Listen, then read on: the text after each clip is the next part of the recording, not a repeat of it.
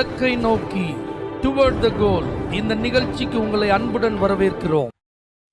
Praise the Lord. ஆண்டவராக இயேசுவின் இனிய நாமத்தில் இந்த புதிய நாளிலே உங்கள் எல்லாருக்கும் அன்பின் வாழ்த்துக்கள். லூக்கா எழுதின சுவிசேஷம் 1 அதிகாரம் 47 வசனம். என் ஆவி என் இரட்சகராகிய தேவனில் களி கூறுகிறது.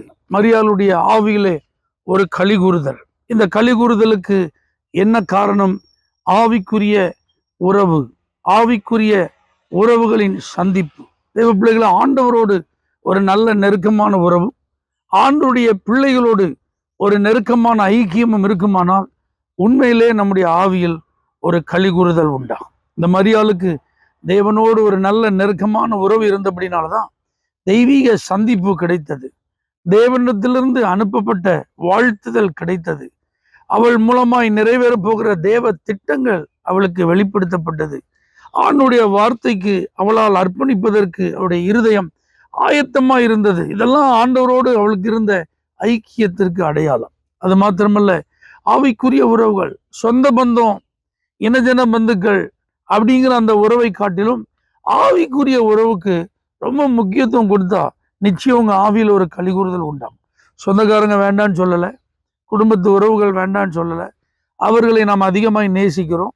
அப்படிப்பட்டவர்கள் நாம் நீண்ட காலத்திற்கு பிறகு ஒருவர் சந்திக்கும் போது உண்மையில ஒரு சந்தோஷம் உண்டாகத்தான் செய்யும். ஆனால் ஆண்டவரோடு அவருடைய ஐக்கியத்தில் இருக்கிற நம்முடைய உறவுகள், ஆண்டவருடைய திட்டத்தில் இணைந்து செயல்படுகிற தேவ பிள்ளைகள் இருவரும் ஒருத்தரை சந்திச்சாங்கன்னா அதுல உண்டாகிற களி கூறுதல் வித்தியாசமானது.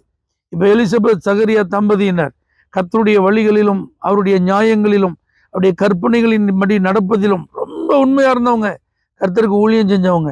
இப்போ இந்த எலிசபெத்தை பார்த்தவுடன் நம்ம மரியாளுக்கும் அவளுக்கு ஒரு பெரிய சந்தோஷம். பரிசுத்த ஆவியில நிரப்பப்படுறாங்க, ஆவியில களி கூறுதல்.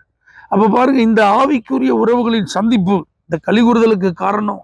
அது மாத்திரமல்லாமல் பரிசுத்த ஆவியின் நிறைவும் இந்த களி கூறுதலுக்கு காரணம். என்னதான் நம்ம சந்தோஷப்படணும்னு சொல்லி செயற்கையா அவங்கள பார்த்தோன்னு சிரிக்கணும், சந்தோஷத்தை வெளிப்படுத்தணும் அப்படின்னு சொல்லி நம்ம செயல்பட்டாலும், அல்லது இயற்கையாகவே சந்தோஷத்தை வெளிப்படுத்தும் சில ஆக்டிவிட்டிஸ் நம்மிடத்திலிருந்து வெளிப்பட்டாலும், பரிசுத்த ஆவியின் நிறைவினால் வரும் களி கூறுதல் இருக்கு பார்த்தீங்களா, அது உண்மையிலே ஒரு ஸ்பெஷலுங்க.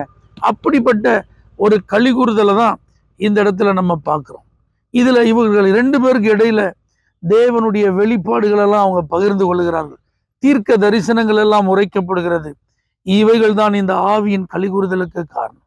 இதை போல அனுபவங்களை பெற்றுக்கொள்ள நீங்களும் நானும் வாஞ்சிப்போமானால் ஆண்டவரோடு ஐக்கியம், ஆவிக்குரியவர்களோடு ஐக்கியம், பரிசுத்த ஆவியானவரோடு அந்த நிறைவிலே களி கூறும் ஒரு ஏக்கம், தீர்க்க தரிசனமான வார்த்தைகள், இந்த மாதிரி வெளிப்பாடுகள் இதெல்லாம் பெற்றுக்கொள்ளும் போது உண்மையிலே நம்முடைய ஆவி களி கூறும்.